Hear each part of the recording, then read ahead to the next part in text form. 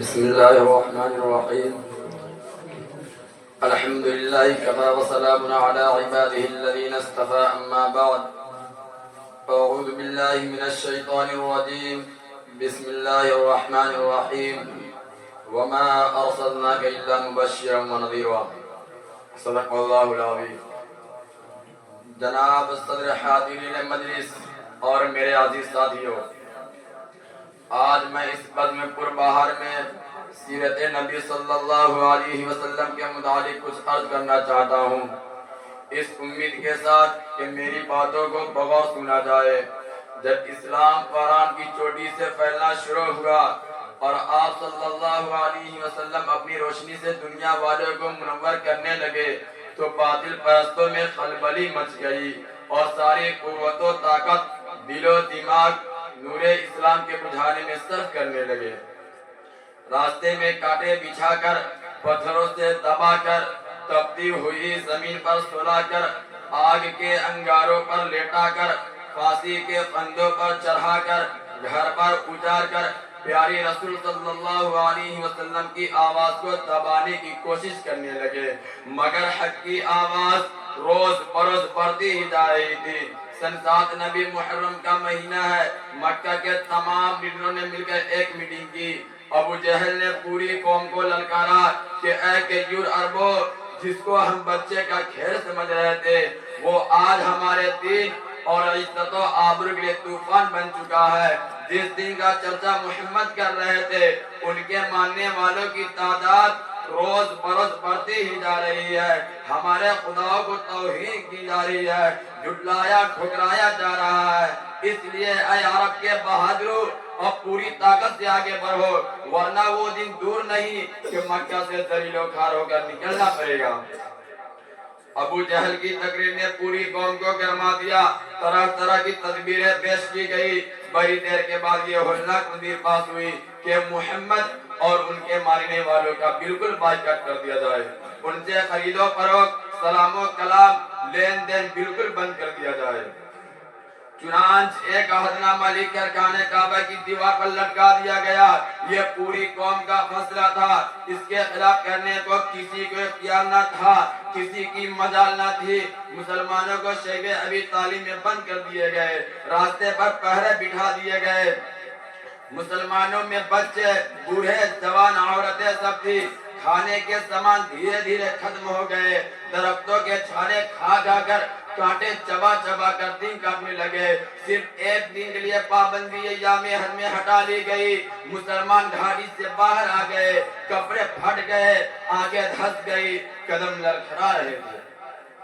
حضرات گرامی، قربان جائیے ان مسلمانوں پر جن کی زبان پر کوئی شکایت نہیں تھی۔ مسلمانوں کی خستہ حالت دیکھ کر کفار کہا لگا رہے تھے، کہہ رہے تھے کہ اے مسلمانوں، کیوں تم اپنے آباء و اجداد کا دین چھوڑ کر ہلاک و برباد ہو رہے ہو؟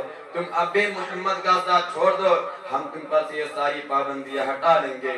مگر مسلمانوں نے جواب دیا کہ اے کفار سن لو، ہم حق پا چکے ہیں، ہم دربار محمد میں اقرار محمد کر چکے ہیں، ہم انوار محمدی سے فیضیاب ہو چکے ہیں، گفتار محمد نے ہمیں معاف کر دیا ہے، لہذا ہم طوفان سے ٹکرا سکتے ہیں، خون کا دریا بہا سکتے ہیں، آگ کے بستر پر سو سکتے ہیں، بھوک سے تڑپ تڑپ کر دم توڑ سکتے ہیں، مگر مصطفیٰ کی رسالت کا انکار نہیں کر سکتے۔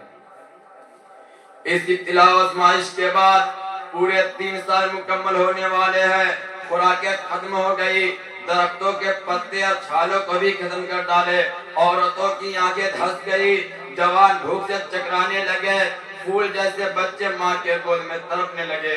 اس گھاٹی کا سب سے چھوٹا بچہ عقیل اچانک آنکھیں کھول کر اپنی امی سے کہتا ہے، ماں میں بھوک سے مر جاؤں گا، مجھ کو بچاؤ ورنہ میں مر جاؤں گا۔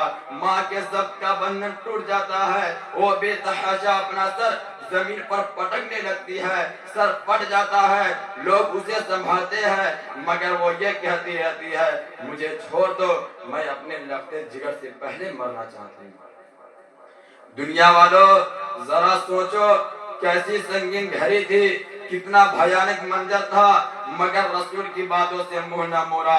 آج ہم بھی تو اپنے رسول کی غلامی کا دعویٰ کرتے ہیں، اس لیے سن لیجئے، اگر ہم نماز پڑھتے ہیں، روزہ رکھتے ہیں، حج ادا کرتے ہیں، زکوٰۃ دیتے ہیں، تب تو واقعی ہم اپنا دعویٰ میں سچے ہیں، ورنہ ہمارا دعویٰ باطل اور بیکار ہے۔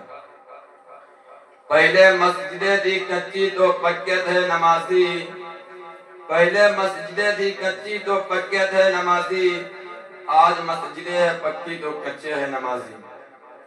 میرے عزیز ساتھیوں، بھلا بتلائیے ہمارے رسول صلی اللہ علیہ وسلم اور صحابہ کرام نے کتنا مصائب و آلام برداشت کیے، اور ان سنگین گھڑیوں کو کیوں کر برداشت کیے؟ کیا وہ کمزور تھے؟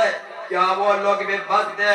ہرگز نہیں، ایسا ہرگز نہیں۔ وہ تو عرش و فرش کے، لوح و قلم کے، شجر و حجر کی، ارض و سما کی، جن و بشر کی، حور و ملائک کی، خوشبو تر کی رسول ہادی بن کر آئے تھے، اور جو رسول بن کر آتا ہے اس کو اللہ پورا قادر بنا کر بھیجتا ہے۔ آپ صلی اللہ علیہ وسلم کے پاس اتنا قوت و طاقت تھی کہ اگر آپ اشارہ کر دیتے تو پورا مکہ ہلاک و برباد ہو جاتا، پورا مکہ والوں پر پتھر برس جاتا۔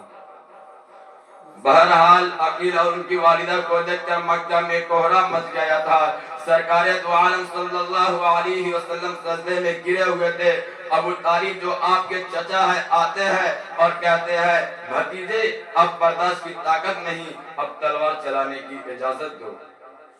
حضور صلی اللہ علیہ وسلم نے فرمایا کہ انشاءاللہ آج ہم لوگ اس گھاٹی سے باہر نکل جائیں گے۔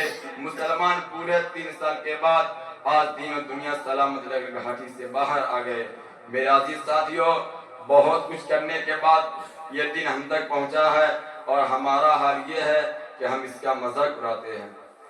اسی بات پہ میں اپنا تقریر کو ختم کرتا ہوں۔